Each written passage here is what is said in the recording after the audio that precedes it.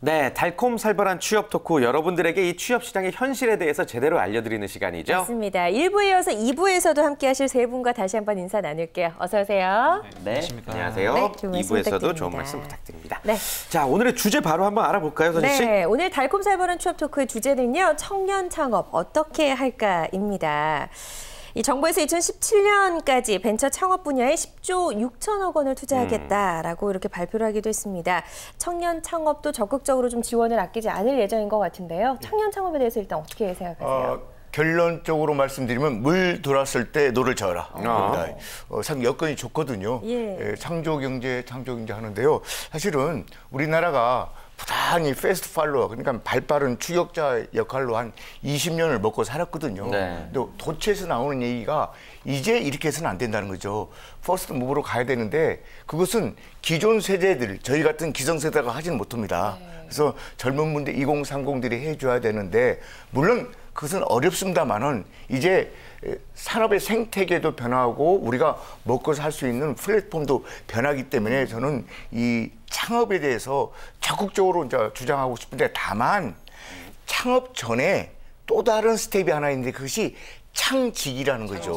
예. 그래서 여기 창직으로 먹고 사는 세 분이 지금 요 잠 매거진에서 먹고 살고 있습니다. 그래서 이 창직은 왜 좋냐면요. 예. 일단 창업에 비해서 자본이 들지 않고요. 그렇죠. 자본이 안 들어가니까 일단 뭐 망하지가 않고 그다음에 뭐 휴가도 갈 수도 있고요.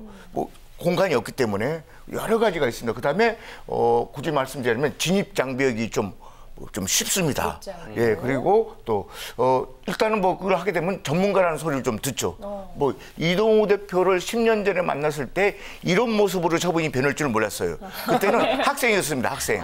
백팩 들고 이렇게 와가지고요. 대표님 했는데 네. 처분이 10년 지나가니까 이제는 창업을 해서 있거든요. 그래서 처분 앞에는 창업가 이전에 창직을 했다는 거죠. 그래서 저는 요 창직이 된 얘기를 좀 후반부에 좀 드리고 싶습니다. 그래요. 사실 또 요즘 굉장히 많이 쓰이고 있는 단어가 바로 이 창직인데 잠시 후에 또 들어보겠고요. 네. 이동우 대표님, 네.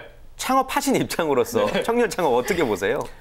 제가 11년 차거든요. 예, 11년 예. 전에 이제, 그러니까 10년 전에 제가 이내아 대표님을 뵀었는데 그때 학생은 아니었고요. 예, 30대, 30대 초반이었습니다. 예. 그런데 그렇게 친하시진 않구나. 자, 예. 그런데 저는 사실 청년 창업에 대해서는 약간 부정적입니다. 일단 많이 힘듭니다. 그래서 제가 굉장히 힘든 과정을 거쳤기 때문에 이런 네. 말씀을 드리는지 모르겠는데 그러나 만약에 해야 된다면 저는 지금 당장 하는 게 좋을 것 같습니다. 할 거면은 당장 해라. 할 거면 당장 해라. 예. 나중에 하는 건 좋지 않다. 궁금하시죠? 예, 궁금하네요. 이제는 방송 말미기 때문에 말씀을 드려야 됩니다. 자, 왜 그러냐면 2008년 인구 절벽이 온다라는 책이 있습니다. 네. 가장 최근에 나온 책이기도 한데 이것은 2018년에 우리나라가 예전에 이제 베이비 붐 세대 이후에 그러니까 에코 붐 세대라고 이르죠. 에코 붐 세대가 급격하게 추락하는 시기이죠. 그래서 2018년이 지나면 실제로 소비와 대출 뭐 이런 것들이 확 줄어든다는 거예요. 그것은 이미 선진국에서도 검증이 됐고, 네. 그다음에 일본이 22년간 구조조정 뭐 양적 뭐 투자를 하고 있지만 안 살아나잖아요. 일본 경제가. 그래서 지금 뭐 엔저를 막 밀어붙이고 있긴 한데 네. 그럼에도 불구하고 안 살아나는 이유는 경제학적으로 보면 거의 미스테리에 가깝거든요. 근데 그 이유가 인구 절벽 때문에 이루어지는 일이라는 겁니다. 그러니까 단순한 인구 통계에서 이루어지는 일이에요. 그러니까 2018년이 되면 대한민국의 이 제조업, 뭐 통신사, 뭐 등등 다 해서 부동산까지 굉장히 어려워지는 시기가 오니까 저는 만약에 창업을 해야 된다 또는 창직을 해야 된다라고 생각한다면 지금 당장 하는 것이 좋다. 2018년이 오기 전에 그렇게 해야만 오히려 좀 더 기회가 있을 수 있다라고 네. 좀 말씀을 드리고 싶습니다. 그래요. 네. 자, 일단 강민혁 대표님께도 청년 창업에 대해서 어떻게 생각하시는지 좀 여쭤봐야 될 것 같고 네, 네. 청년 창업에 성공한 사례들도 혹시 주변에서 좀 많이 보셨나요? 일단 창업 어렵죠? 쉽지 않다라는 네. 게 역시나 창업하신 입장으로서. 저 역시나 맞아요. 이제 강의를 하고는 있지만 네. 실질적으로 이 연구소를 운영하고 있기 때문에 쉽지 않다라는 게 지금 제 아마 이 말소리에서도 아마 여러분들이 느껴지실 거예요. 절실하게 느껴지네요. 절실히 느껴지시죠. 예. 요 내용에서 보면 저분이 약간 약간 분식 회계를 하고 계신 것 같은데요. 제가 아는 거로는 아주 잘 되고 있습니다. 근데 겸손해 보도록 하시면 안 돼, 강 네. 대표. 제가 볼 때 오늘 이 시간이 저녁 생방송이었으면 눈물을 흘리실 것 같아요. 아주 쉬운 게 아니다. 그만큼 쉬운 부분이 아닌데요. 기본적으로 제 주변에도 취업을 하면서 이제 창업적으로 발길을 옮기는 친구들이 꽤 있어요. 사실은. 실제 청년 창업. 네. 실제로 청년 창업을 하는 친구들이 꽤 있습니다. 예를 들어가지고 저희 제자 중에 물론 이 취업을 희망했지만 잘 안 됐어요. 네. 근데 그 친구는 안 됐기 때문에 창업을 했다라기보다도 그 친구의 DNA 자체가 창업에 더 적합한 거기 때문에 오히려 그걸 제가 좀 많이 밀어준 케이스인데 네. 제 주변은 아니지만 제가 개인적으로 봤을 때 이 청년의 범위가 솔직히 어디까지인지 제가 정확히 잘 이해를 네, 못하겠지만 그 에듀투 페이퍼라는 그런 좀 대학생들이 창업을 한 회사가 있어요. 에듀투 페이퍼. 어떤 회사냐면 제가 기업이다, 만약 광고를 하고 싶다 그러면 그 대학교에 예. 그 무료로 복사하는 기계가 있습니다. 거기에 우리 학생들은 무료로 복사를 하되 예를 들어서 이쪽 하단이나 상단에 그 비용을 대신 대주는 기업들의 광고가 올라가는 회사들이에요. 예. 그러니까 어떻게 보면은 소비자인 우리 고객 입장에서는 무료로 복사를 할 수 있고, 그러네요. 그다음에 기업 입장에서는 이런 것들을 또 우리 타겟 고객에 맞게끔 이렇게 잘 맞춰서 이렇게 광고를 할 수 있는 네. 어떻게 보면 서로가 좋은 그런 사업 모델이더라고요. 예. 사실 이 모델은 미국이나 일본에서도 이미 존재했던 건데, 근데 우리나라에서 이것을 좀 새롭게 또 반영을 해가지고 이런 부분을 운영하는 모습이 저는 개인적으로 얼마나 정량적인 매출을 일으키는지 잘 모르겠지만, 그래서 사업적 관점에서 봤을 때 이 CEO께서 지속적으로 회사를 운영하는데 굉장히 큰 힘이 좀 될 거라고 생각을 좀 하거든요. 예. 그래서 그런 기업을 좀 말씀 좀 드리고 싶네요. 그래요. 좋습니다. 예. 좀 성공한 청년 사업, 창업들의 이야기를 좀 들어봐야지 네네. 여러분들이 많은 도움을 받으실 수 있을 것 같은데 대표님께서 보시기에 이제 성공학 교수시잖아요. 예. 성공한 청년 창업가들은 어떤 특징이 있던가요? 제가 간단하게 이제 질문을 드리겠는데요. 빌 게이츠, 스티브 잡스, 비지 스톤, 이게 트위터 공동 창업자, 이 세 분의 공통점을 좀 여쭤보신다면은 뭐 어떻게 답하실지 모르겠습니다만 일단 대졸중퇴했다는 거죠. 그리고 이 세상에다가 새로운 가치, 의미를 이렇게 던져줬다는 뜻이거든요. 그래서 사실 그 성공하신 창업자들은 좀 돈보다는 일, 그러니까 어떤 의미, 그리고 어떤 뭐라고 할까요? 자신을 던지는 그런 어떤 그런 자세, 창의적 그 발상이 좀 뛰어난 분들이 많이 있습니다. 사실 두 분도 그런 경우인데요.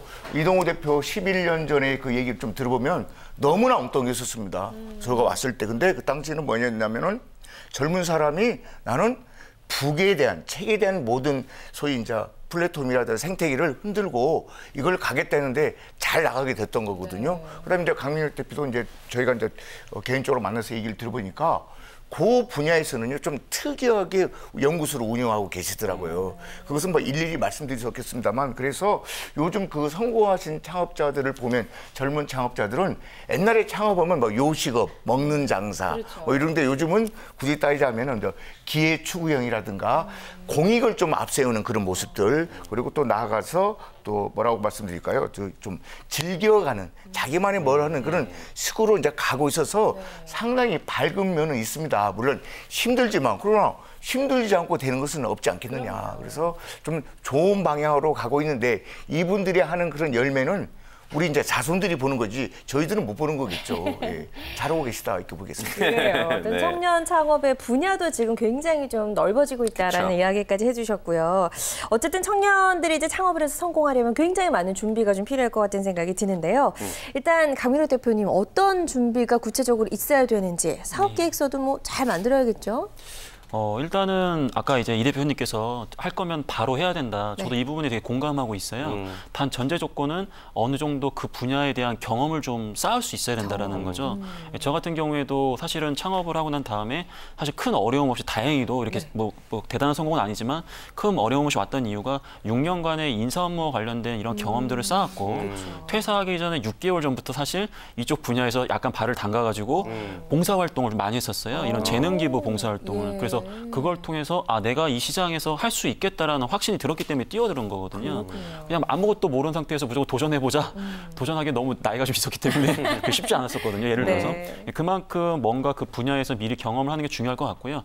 저도 처음에 창업을 할 때 큰 비용은 아니었지만 서울시에서 청년 창업 1000 프로젝트라는 게 있었어요. 거기서 매월 100만 원씩 지원을 해주셨거든요. 적지 않은 돈이네요. 1년 동안.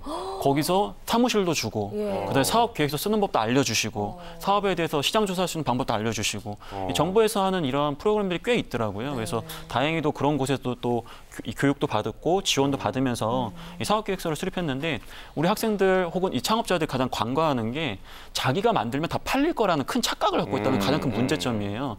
핵심적으로 중요한 것은 절대로 자기가 만든 것을 쉽게 사주질 않습니다. 이건 나의 착각일 뿐인 거예요. 그만큼 자기가 이 사업을 하는 의미도 중요하겠지만 명확하게 이 재무적인 측면에서 어느 정도 수준의 손익분기점을 넘길 수 있고 내가 얼마나 버틸 수 있고 혹은 내가 직원이 있다면 그 사람들 데리고 얼마나 같이 일할 수 있는지 이런 부분에 대한 현실적인 준비 없이 뛰어들어갔다가 바로 신용불량자가 될 수도 있습니다. 그렇군요. 그러니까 철저한 준비가 필요하다는 말씀 강조해 주셨고 또 중요한 게 이동 대표님 아이템이잖아요. 네. 대표님도 대표님만의 아이템을 발굴하신 셈인데 네. 좋은 아이템은 어떻게 찾는 걸까요? 일단 많이 봐야죠. 많이 봐야 된다. 많이 봐야죠. 근데 그 창업 전략에서 이제 몇 가지 저는 네. 말씀드리고 싶은 게 있는데 첫 번째는 그 뭐 이나 대표님이나 또 강민호 대표가 말씀해 주신 거하고 중복됩니다. 독점 기업으로 갔으면 좋겠다. 그러려면 나 혼자 할 수 있는 나만이 할 수 있는 컨텐츠가 있어야 되거든요. 그게 기술이든 컨텐츠든 나 혼자 잘할 수 있는 일. 그러니까 세상 누구를 갖다 대도 나는 이거 제일 잘해. 할 수 있는 일이 있어야 되고요. 그리고 작게 시작해라라는 거죠. 예, 작게 시작해야 됩니다. 크게 시작하면 절대 안 되고. 아마존도 사실은 뭐 전 세계 모든 물건을 다 팔겠다 하고 있지만 사실 아마존은 책으로 시작했거든요. 근데 처음에 비난을 많이 받았어요. 왜냐하면 책을 쌓아둔 창고가 없었기 때문에 야 너네들은 책도 없으면서 어떻게 책 팔려고 하냐. 주문이 들어오면 바로 이제 요청을 했으니까 된 건데 그다음에 중요한 현실적인 게 몇 가지 있습니다. 저는 장비에 꼭 투자를 해라. 장비. 그러니까 본인이 들고 다니는 뭐 스마트폰도 있고 그다음에 노트북 PC도 있을 텐데 저는 제가 이나 대표님 제가 뭘 들고 다니는지 아시잖아요. 예. 그거 굉장히 중요하거든요. 뭘 들고 다니시죠? 저기 사과 이렇게 깨문 그 마크 그 노트북 들고 다녔습니다. 예. 그 저는 그게 성능이 그 당시에도 굉장히 좋았기 때문에 뭔가 이게 프레젠테이션 하기 위해서는 굉장히 우수합니다. 사실은 그게 한 100여만 원 정도, 150만 원 정도 투자를 하면 남들보다 월등하게 더 좋은 프레젠테이션 할 수 있고요. 그 다음에 IT에 대한 기술을 인문계생이라도 반드시 배워야 되고 그 다음에 중요한 것. 책 읽으셔야 합니다. 역시 책이네요. 책을 읽어야 할 수 있습니다. 그런 얘기는 꼭 드리고 싶습니다. 네. 자, 그리고 창업을 하다 보면 굉장히 좀 어려운 순간들이 많잖아요. 그럴 때 옆에서 조언을 해줄 수 있는 동료나 멘토도 필요하지 않을까 싶어요. 예, 사실 결론적으로 말씀은 결국 사람이 답이다. 사람이 답이다. 특히 한국 사회에서는 요거 없이는 안 됩니다. 사실 저도 요 잠 매거진에 출연하게 된 것은 작가님 덕에 출연하지 제 실력으로 출연한 건 아니거든요. 그래서 사람이 답인데요. 저는 그래서 이 사람이라는 답이라는 것을 물이라고 표현했는데 물이 우리가 이제 뭐 화학품 말하면 H2O지 않습니까? H2O. 그 H2O를 좀 이렇게 풀어봤어요. 휴먼 곱하기 휴먼 곱하기 오거나이제이션. 예, 그래서 사람이 결국 엮어내는 것이다. 그래서 한 2007년도에 제가 책을 한 권 냈을 때 그때 제목이 부맥이라는 책을 냈었는데요. 부자는 부자끼리만 만난다. 끼리끼리 만난다는 것이죠. 그래서 같은 업종에 있는 사람들을 많이 알고 계셔야만이 사실 그런 어떤 실패라든가 그런 것을 안 하게 돼서요. 이런 말이 있으면 그 당시 그 책의 가장 핵심은 세상 사람들은 6명만 거치면 다 연결이 된다. 이게 억세스하면 네트워크가 되기 때문에 결국 사람을 잘 챙기셔야 되는데 그 챙기는 방법을 하나 말씀드리겠어요. 영어로 나는 주다가 영어로 I give입니다. I give. 이거 문제를 한번 내보겠는데요. 강 대표님한테 여쭤보겠어. I give의 미래형을 한번 대답해 보세요. 과거는 I gave입니다. 미래. 일반적인 영어는 아닐 것 붙이면 되는 거 같고요. 아니에요? 예, 근데 일반적인 답을 요구하시는 것 같지는 않아요. 저 정답. 우리말로 기부 말씀하시는 거예요? 예. 영어로 바뀌어도 돼요. 예, 사실 I will give라고 합니다. 근데 정답은 I take입니다. 예, 그러니까 먼저 주셔야 됩니다. 그래서 인맥 쌓기를 할 때 사람들이 어떤 모임에 가가지고 뭐 명함 주고 뭐 이렇게 하는 경우를 많이 보는데 그건 전부 다 허수입니다. 허수. 내 물건을 사줄 거냐. 그때는 내가 저 사람을 위해서 무엇을 내가 갖고 있는 경험과 지식으로 도와줄 게 뭘까? 내가 퍼줄 게 뭔가라는 것을 생각하시면요. 우리나라 개성 상인들한테 100년 동안 내려오는 그 속담이 하나 있는데요. 다 퍼줘 손해보는 장사는 없다. 요거 없이는 인맥은 만들 수 없다. 이런 말씀을 드리고 싶습니다. 예. 아, 역시 연륜에서 빛나는 멋진 아이, 말씀. 감사합니다. 예, 좋습니다. 좋습니다. 예, 그리고 자, 또 예. 다양한 또 업무들을 또 해야 되잖아요. 창업할 때 뭐 세금 납부, 각종 서류 발급, 사무실 배치 여러 가지 잡무들도 다 해야 되는데 이런 일을 좀 잘 나눠서 효율적으로 해야 되지 않을까요? 나눠서 할 수 있습니다. 그거 다 그 기장 업무를 맡고 있는 그 세무회계사 법인들 많이 있고요. 맡기면 되는군요. 예, 그냥 맡기면 됩니다. 한 달에 한 10만 원, 20만 원 정도밖에 되지 않습니다. 네. 그래서 그런 거는 다 맡기고 본인은 정말 잘할 수 있는 거를 해야 합니다. 집중. 예, 집중해야 돼요. 그러니까 내가 잘할 수 있는 거에 해야 돼요. 그리고 지금 뭐 이나 대표님께서도 이제 인맥도 말씀하셨는데 저는 너무 많은 인맥은 오히려 해가 되니까 집중적으로 정말 나와 함께 할 수 있는 이 사람들이 있었으면 좋겠고요. 거듭 말씀드린다면 책을 꼭 읽으셔야 되고 그리고 창업은 꼭 하시려면 2018년 되기 전에 꼭 하셔야 됩니다. 예. 좋습니다. 그리고 졸업도 2018년 전에 빨리 하셔야 됩니다. 빨리 해야겠네요. 그때 세상이 망하고 이런 건 아니지만 아니 그거 망하는 건 아닌데 아무튼 할 거면 지금이 시점이 좋다. 지금이 적기다. 그래서 사실 정부에서 2017년까지 뭐 10조 5천억 원을 투자하겠다는 것도 사실 좀 늦은 감은 있다. 그래서 이런 걸 좀 빨리 했으면 더 좋았을 텐데라는 좀 그런 생각도 좀 드네요. 반드시 참고하셔야겠습니다. 네. 강민혁 대표님도 끝으로 청년 창업을 준비 중인 분들에게 좀 희망의 메시지 한번 전해주실까요? 희망을 좀 드려야 되는데 제가 감정 컨트롤을 잘 못해서 창업이라는 게 취업은 만약에 내가 입사를 하게 되면 마음에 들지 않으면 퇴사할 수가 있거든요. 네. 근데 창업 같은 경우에는 명확하게 여러분들 커리어에 찍히는 부분이고 쉽게 본인이 거기서 빠져나올 수가 없어요. 그만큼 큰 결정이 필요합니다. 여러분들한테 단순하게 창업을 하지 말라는 메시지를 전달하고 싶은 것은 아니고 본인이 하고자 하는 부분이 단순하게 돈이나 어떤 물질적인 것을 요구해서 이것을 시작하게 되면 분명히 언젠가 거기에 대한 본인이 후폭풍을 맞게 돼 있어요. 근데 본인이 예를 들어서 어떠한 분야에서 이렇게 기억되는 사람이고 싶다. 혹은 이 시장에서 나는 이런 걸 바꿔볼 수 있는 사람이 좀 되고 싶다. 이런 가치를 갖고 있으면 작은 어려움에 흔들리진 않거든요. 물론 그게 배고픈 시절을 또 이겨낼 수 있는 원동력이 좀 될 수도 있겠지만 기본적으로 여러분들이 너무 물질적인 측면보다도 여러분들 이름을 남길 수 있는 그러한 분야에서 자신이 좀 명확하게 뛰어갈 수 있다면 좋은 결과 나오지 않을까 그렇게 생각을 합니다. 네, 좋습니다. 자, 지금까지 세 분의 취업 전문가와 함께 청년 창업 어떻게 할까에 대한 달콤살벌한 취업 토크 나눠봤고요. 좋은 말씀해 주신 세 분과는 여기서 인사 나누도록 하겠습니다. 고맙습니다. 고맙습니다. 고맙습니다. 고맙습니다.